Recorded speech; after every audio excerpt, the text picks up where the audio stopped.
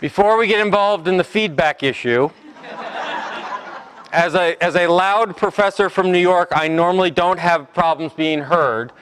I could do this tone or I could put on the microphone. Folks in the back? Perfect? All right. There you go.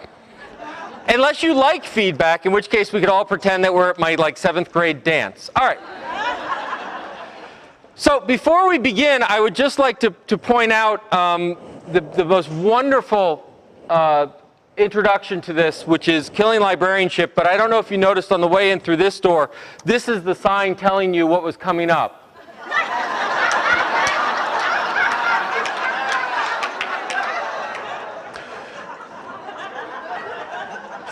So I know where I will be at 2:15. That was good. What will kill our profession is not ebooks, Amazon, or Google, but a lack of imagination. I've looked through the program. You guys have a great couple of days ahead of you, and there's full of content from everything from social networking and collection development and change management and dealing with unruly patrons, and apparently a whole session on dealing with unruly keynotes. And as a keynoter, this is fabulous because when you're part of such a strong presentation, there's absolutely no obligation to have content in your presentation.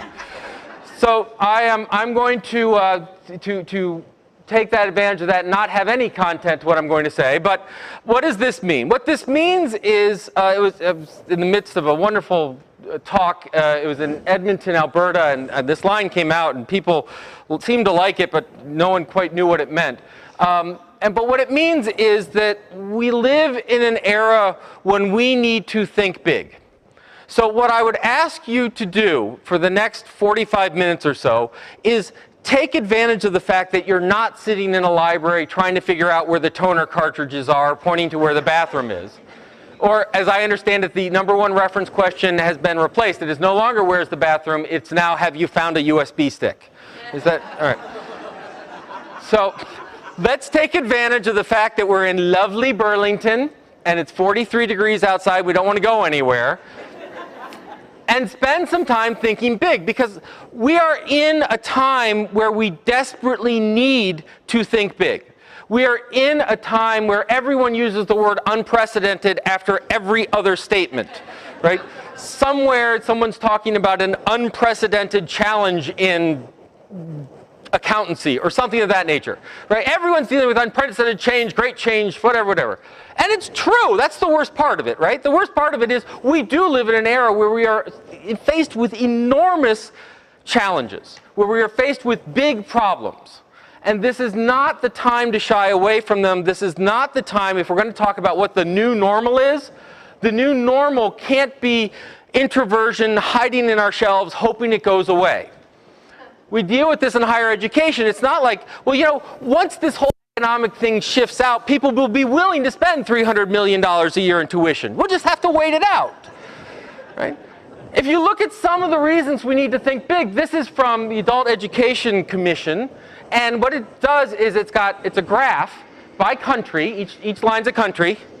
Thank you. The red dots, these are 45 to 54 folks. The green dots are folks 25 to 34. And what you're seeing is the percentage of folks who have, I believe it's a high school degree, high school diploma. All right? So you can see, for example, in picking one fun, in Poland, you can see that what happens is generational differences, kind of what you would expect, right? The young are getting more educated than the adults. But I want to point out this particular line, which happens to be the United States. And you'll notice something interesting about the chart, which is the red square is above the green diamond. Now, it's not way above, and frankly, we're way up at the top, so we should be pretty happy with ourselves until you look over at something like Korea. Korea is way above us, and they started much farther behind us. One of the big challenges where we need big ideas is in how we educate ourselves, how we prepare for this world.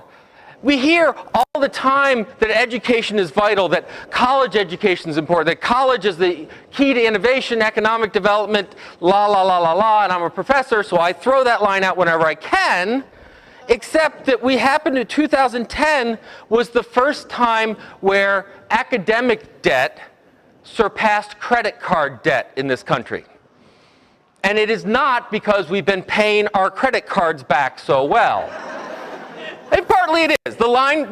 We've been doing pretty well. It turns out that when you don't eat, you don't charge a lot of things. But that graph's going down sort of like inch by inch, and the academic one's doing this. This chart shows since 1982 the growth in percentage growth in different areas. College tuition's at the top at about 450%. Medical care is only 250%. It is costing us more to get healthy, but it costs us a heck of a lot more to get smarter, supposedly. Right?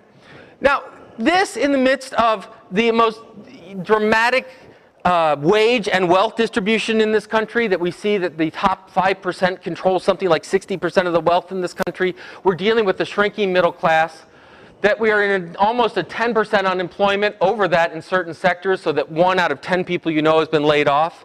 We're in an era of great division in our politics where we're just sort of figuring out, hey, do we really need a federal government? Let's see.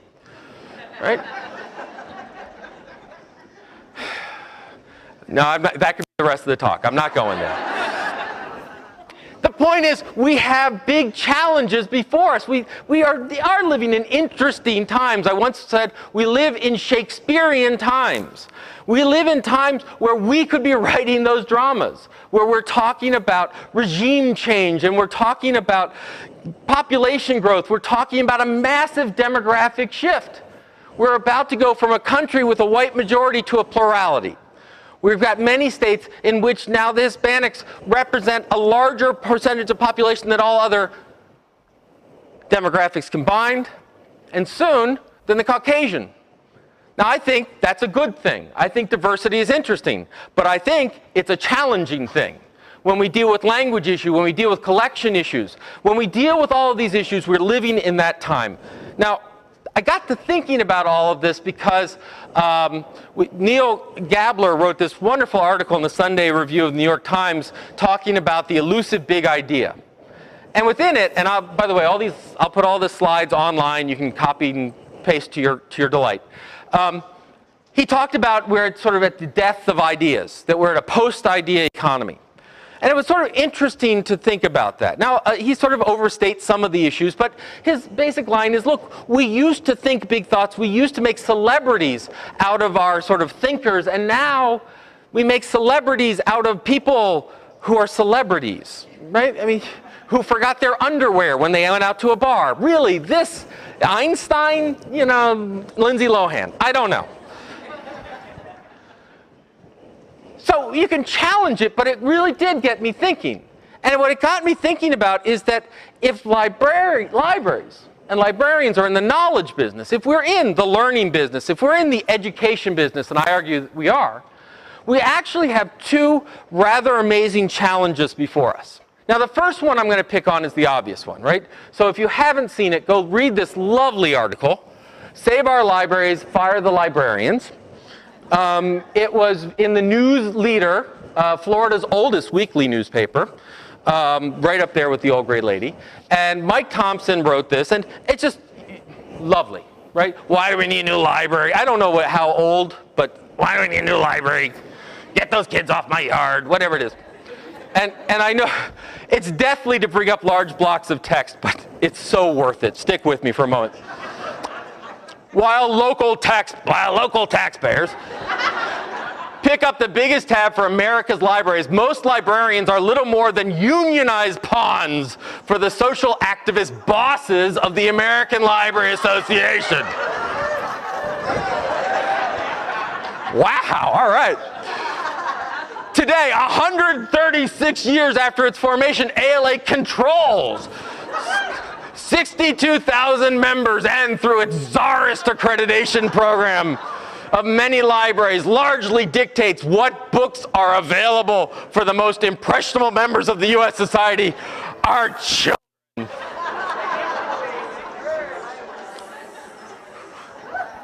I hear you, comrades, I really do.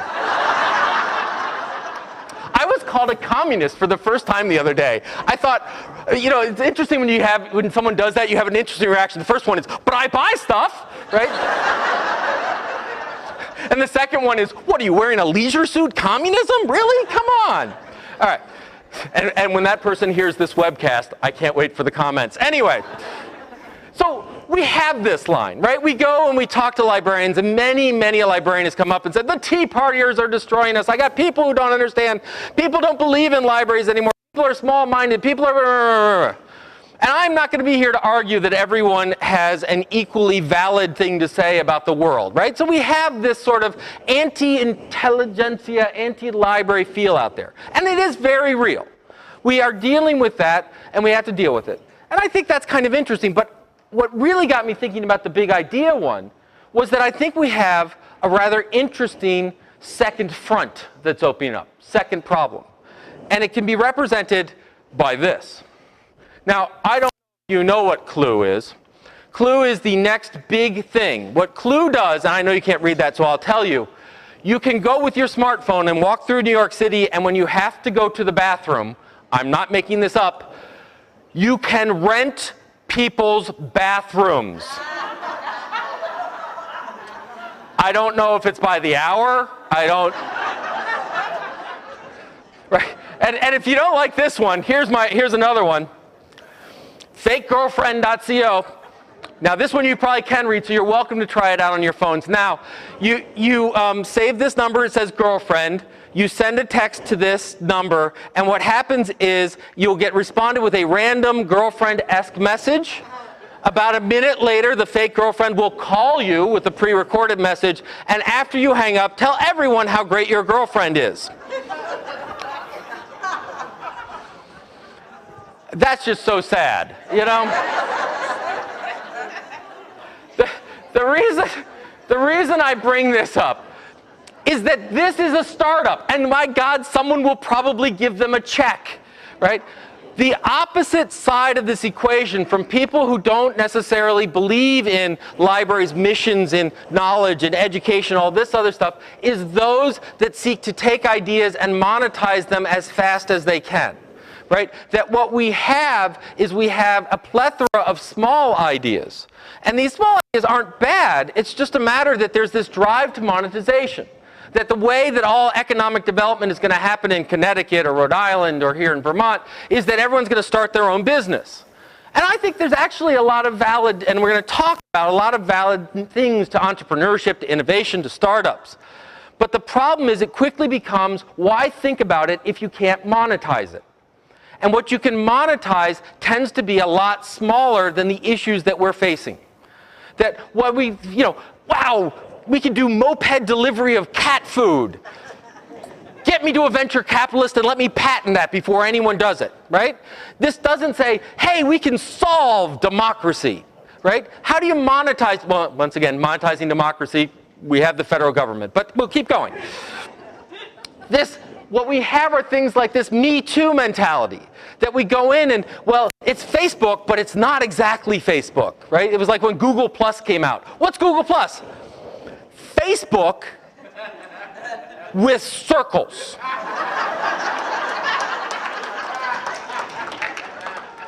How many of you don't have to admit if you started the conversation, but how many of you at one point were in a meeting where you said, boy, the library could start its own Facebook for Enter City Here? Right? We could do our own social network. And the answer is, why? It's there. But we get this shows up in things like patent trolls. There are huge industries, huge companies that do nothing but own intellectual property for the only purpose to go sue people who are actually producing things. Google recently bought Motorola. They didn't do it so they could bring back the little track phones. They did it for their portfolio of IP, for their portfolio of patents that could help them defend against Apple, fight against Apple. When you look at what Apple's doing with its market, with its iPhone and its iPad, they're now in Korea and they're now in Germany. They're actually trying to prevent competitors from putting tablets on the market. They're not doing it by outbidding them. They're not doing them by outpricing them. They're doing them by suing them. They're saying this is too like our IP, sue them. Now, I want to be really clear. I am not a communist.